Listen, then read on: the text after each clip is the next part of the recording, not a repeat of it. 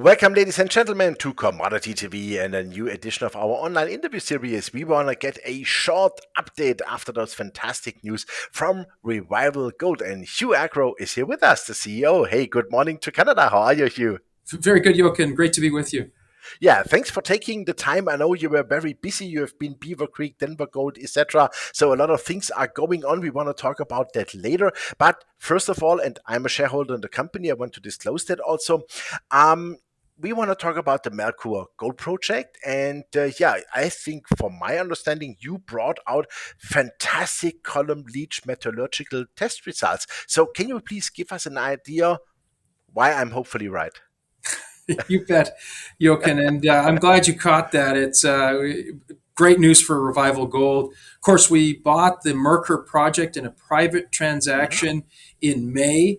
And you'll recall we have 1.6 million ounces of heap leachable gold in that project. So, one of the first things we needed to do was assess the ability to recover the gold from the resource. And that's what these column leach tests tell us. We got an average extraction rate of 84%. That's fantastic for this project. But what's even more exciting for us and our engineering team is that we got those extraction rates within 5 days of leaching. So that makes for a really good kinetics as we think about recovering gold from the resources at Mercur. And of course, that will drive our preliminary economic assessment, which is scheduled for completion the end of Q1 2025. Okay, super. So let's say those were the first initial tests, of course. Yeah. So I think there's always room for upside. The longer and the better you can test, and the more you are exercising here. But what I found also very interesting is that the sodium cyanide consumption, to me, 570 grams per ton of ore, that is not so much, right? Because that's a cost factor, right? It is a cost factor, and that's why we include that detail in the press release. I'm glad you picked up on that. But all of these things make for a more valuable project. And we, of course, we didn't know this before we went in to acquire the project. Private transaction, we paid $22 million in shares of Revival Gold, about one third of our market cap for this asset. And we more than doubled our heap leachable gold resources. And now with this recovery data, we're really feeling good about where that positions us for the PEA to come in the first quarter next year. We're seeing some higher grades in this resource. We're working with the geologists to develop up a more robust geological model as we think about mine planning and optimization. There may be some further upside there as we think about possibility to mill some of this material and some of the higher grade exploration targets. Really exciting developments on Mercur. I've never felt better about the stock and what we're doing here. Yeah, definitely. I mean, the stock price is what it is. It's way too low, to my understanding. Even we have a much higher price target, and you more like 125, 150. But that's another story. I'm pretty sure the market will finally realize what is really behind you, because you are not storytellers, you are real, and this is why I have invested, of course. And what I really like is that already those 90% of gold leached, you said, after those 5 days. That is fantastic. So what can you now do, let's say, better, or let's say improve in that sense over the next whatever 3 to 6 months? Yeah, so the engineering work is all underway now. We're optimizing how the site layout works, how Mhm. we drive the resource into the recovery of gold. Those pieces will be fine tuning on the engineering, developing up the plans, the estimate of the capital. All of those things are taking place right now and are hugely value add steps along the way. We also have our exploration team now shifted from Bear Track Arnett over to Mercur, and I'm very thrilled about this team. Dan Pace, our chief geologist, was with me down at Beaver Creek last week. Mhm. We had all of the majors and several of the intermediates looking at our geology. There are not many of these Carlin type deposits independently owned and available Mhm. for exploration, and especially those where we've got a 15,000 acre, 6,300 hectare land position that haven't been pursued in any kind of a modern exploration sense. So watch this space, Jochen. I am really excited about the exploration Mhm. potential at Mercur beyond what we already have. We have the team that's focused on that right now. And by the time we get to the end of the first quarter next year, we'll certainly be talking about drill targets as well as the economics on the project. It's an exciting time for us on Mercur. Absolutely. And I saw also in your presentation, 1998, there was the closure of the Mercur mine due to low gold prices. They were below $300 an ounce. I mean, today at 2,639, I think it was some minutes ago. I mean, that mine must be super profitable, right? And I saw also you want to bring out a PEA in the first quarter next year. So wouldn't it make sense to go really like full throttle, high speed towards production? Because gold is not diminishing for 36 years, right? 26 years, because today is 2024. It's still in the ground, right? Yeah, this is the wonderful thing about these gold Yeah. projects. We now have 6.2 million ounces of gold in inventory at Revival Gold, our resources. And if you think about the price of gold moving up and what that means to the in situ value of that resource, it's dramatic. And of course, that's Mhm. why we invest in these exploration and development stories, stocks like Revival Gold, where we have exposure and leverage to a lot of upside with the gold resources. And I think what makes us unique at Revival Gold is that our focus is on these sites that have been mined successfully before. So we Mhm. have infrastructure, we have community support, and we're in good locations. And we've got that in spades with our Bear Track Arnett Gold project in Idaho, and we've got that in spades with our new Mercur project in Utah. And just touching on Idaho for a moment, of course, a big permitting milestone for one of our peers in the state of Idaho.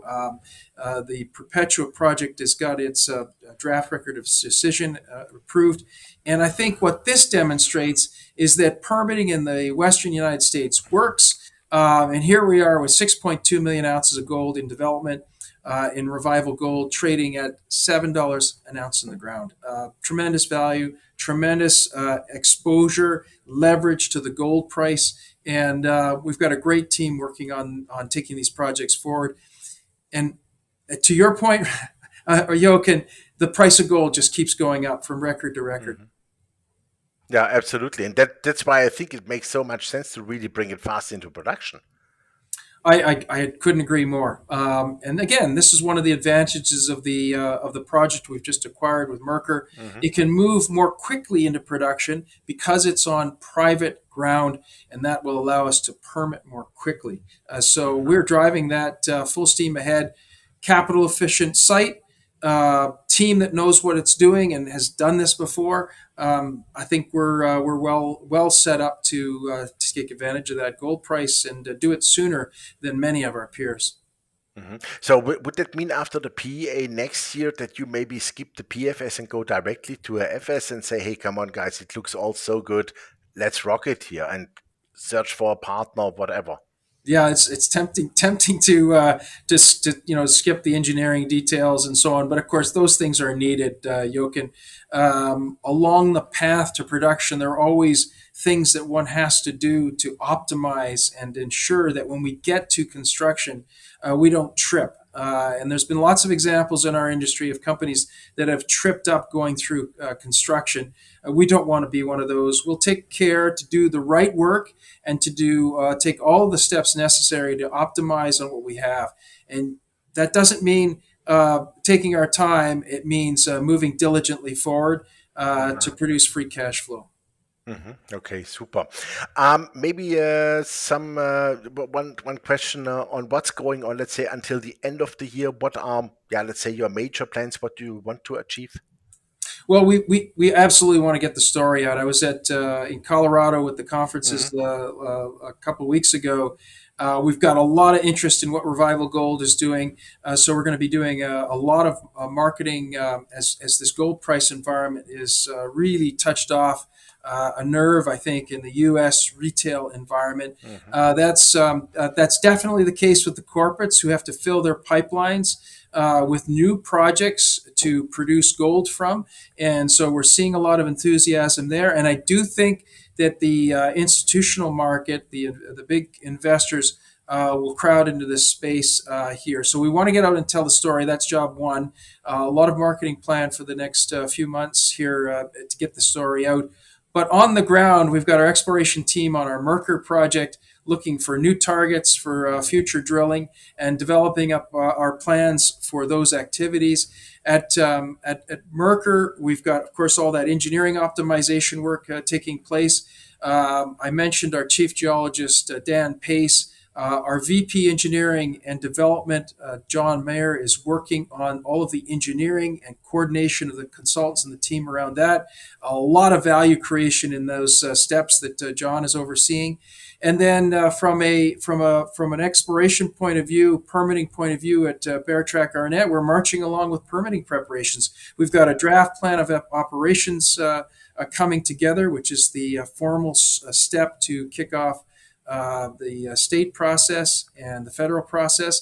So that's coming together, and of course we've got all these exploration targets, which at Bear Track Arnett are being distilled down into drill targets for future exploration. So lots underway at Revival Gold. It'll be a busy next few months.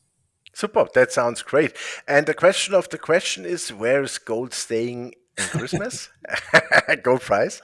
Gosh, Jochen, you've been so right on your call with the gold price. Yeah, So far, yes. you definitely have to pat yourself on the back. We're seeing a lot of Eastern buying. There's talk of the Saudis buying gold, but I think the shoe to drop next will be the retail interest in gold, and we haven't seen ETFs buying yet. And yet, here we are at a record, gold price 26, 25. I think just the other day. So this is a great setup for the metal. It's even a better setup for the explorer developers that provide extra leverage to that metal through their growth projects, such as Revival Gold. Absolutely. That's right. That was a great final sentence. Hugh, thank you very much for the update. Wish you all the best. And I have a good feeling that we see us soon on one of the conferences.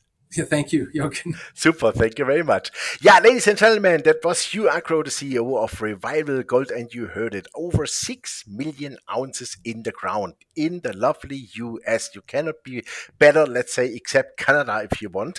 From the setup, from the country setup, there's no country risk really involved. And that company is doing a great job. They are real. They have those ounces in the ground, and you have two mines which can be brought very fast, meaning within the next 3 to 4 years, into production, and this on US soil. And to be honest, that share price is way too low. So it's a super entry basis. I am in. You really should check out Revival Gold because I think that's one of the next winners. So thanks for watching us, and bye bye from Switzerland.